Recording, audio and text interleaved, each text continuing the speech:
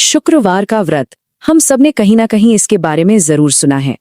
इस खास विश्लेषण में हम इस बेहद आकर्षक परंपरा को पूरी तरह से डिकोड करेंगे। हम बात करेंगे इसके पीछे छिपी दिलचस्प लोक कथाओं की, उन सख्त खाने पीने के नियमों की और पूजा के उन सटीक तरीकों की जो इस व्रत को इतना खास बनाते हैं। तो आइए सीधे मुद्दे पर आते हैं। आज की इस चर्चा में हम इन 5 मुख्य बिंदुओं को कवर करेंगे। शुक्रवार व्रत का महत्व, संतोषी माता की कहानी, व्रत के सख्त आहार नियम, पूजा की विधि और आखिर में इसका उद्यापन समारोह। तो चलिए भाग 1 से शुरू करते हैं। शुक्रवार व्रत का महत्व। देखते हैं कि इसका ज्योतिष और संस्कृति से क्या कनेक्शन है। असल में ये व्रत ज्योतिष और गहरी आस्था का एक बहुत ही शानदार कॉम्बिनेशन है। शुक्र ग्रह यानी वीनस, जो कि सबसे चमकीला ग्रह है, उसे सीधे तौर पर इंसान की धन और मन की शांति पाने की चाहत से जोड़ दिया गया है। इस व्रत का मेन फोकस धन और संतुष्टि देने वाली देवियों को खुश करना है। अब यहाँ एक दिलचस्प बात है। ये व्रत मुख्य रूप से 2 देवियों पर केंद्रित हैं, जो अलग होकर भी एक दूसरे की पूरक हैं। संतोषी माता पूरी तरह से परम संतुष्टि और सादगी का प्रतीक है। दूसरी तरफ वैभव लक्ष्मी है, जो अष्ट लक्ष्मी का ही एक रूप है और उनका पूरा फोकस अपार भौतिक संपदा और समृद्धि लाने पर है। मतलब पैसा और सुकून दोनों का एक बेहतरीन बैलेंस। आगे बढ़ते हैं भाग 2 पर, संतोषी माता की कथा। ये वो कहानी है जो थोड़ी नाटकीय और काफी भावुक कर देने वाली है। कहानी की शुरुआत होती है देवीदास नाम के एक बहुत ही सीधे साधे स्वभाव वाले 7वें बेटे से। एक दिन उसे एक बहुत कड़वी सच्चाई का पता चलता है। उसकी अपनी माँ उसके बाकी 6 कमाऊ भाइयों की थाली की बची हुई जूठन से लड्डू बनाकर उसे खिला रही है। ये वो पल था जिसने उसकी पूरी दुनिया ही पलट कर रख दी। इसी धोखे से टूटकर देवीदास अपनी किस्मत आजमाने के लिए घर छोड़ देता है, लेकिन पीछे रह जाती है उसकी बेचारी पत्नी सुव्रता। उसे भयानक जुल्म सहने पड़ते हैं। जरा सोचिए, वो भूसी की रोटियां खाकर और नारियल के खोल में पानी पीकर किसी तरह दिन काट रही थी। ये दर्दनाक सिलसिला तब जाकर थमा जब उसे शुक्रवार का व्रत करने वाली कुछ महिलाएं मिली। अब अगर इस पुरानी सी लगने वाली परंपरा को आधुनिक नजरिए से देखें तो एक बड़ा ट्विस्ट आता है साल 1975 में। 1975 में आई फिल्म जय संतोषी मां ने तो जैसे जादू ही कर दिया। इसी ब्लॉकबस्टर फिल्म की वजह से 16 हफ्ते का ये रीजनल व्रत रातों रात पूरे देश के हर घर की एक हिट परंपरा बन गया था। चलिए अब आते हैं भाग 3 पर, सख्त आहार नियम। देखिए, इस व्रत को सफलतापूर्वक पूरा करना बिल्कुल भी आसान नहीं है। खाने के नियम यहाँ एकदम क्लियर और बहुत सख्त है।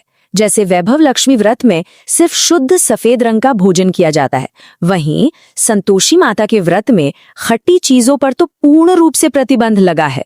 यहाँ तक कि खाने में नॉर्मल नमक की जगह सिर्फ सेंधा नमक ही इस्तेमाल किया जा सकता है। अब सवाल उठता है कि खटाई से इतनी सख्त मनाही क्यों? इसका सीधा कनेक्शन उसी लोक कथा से है। हुआ ये था कि सुव्रता की जलने वाली भाभीियों ने उसके उद्यापन को खराब करने के लिए मेहमानों को धोखे से नींबू का रस पिला दिया था। इससे देवी बहुत ज्यादा क्रोधित हो गई थी। बस तभी से खटाई से पूरी तरह बचना इस व्रत का सबसे बड़ा नियम बन गया।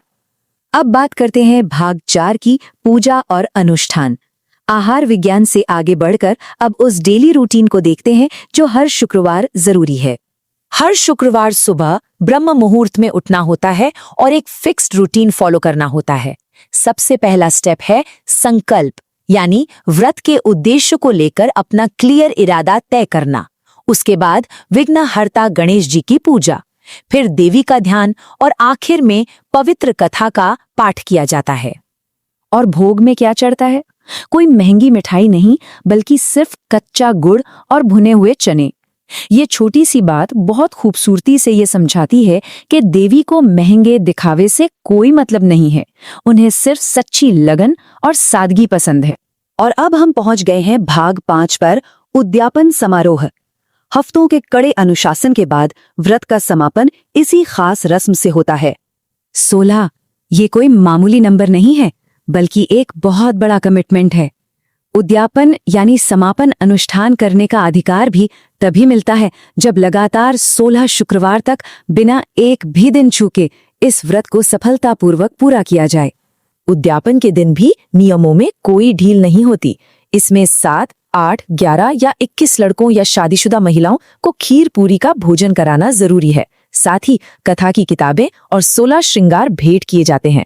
और हाँ, सबसे जरूरी बात, खट्टी चीजों पर पूर्ण प्रतिबंध इस दिन भी 100% लागू रहता है।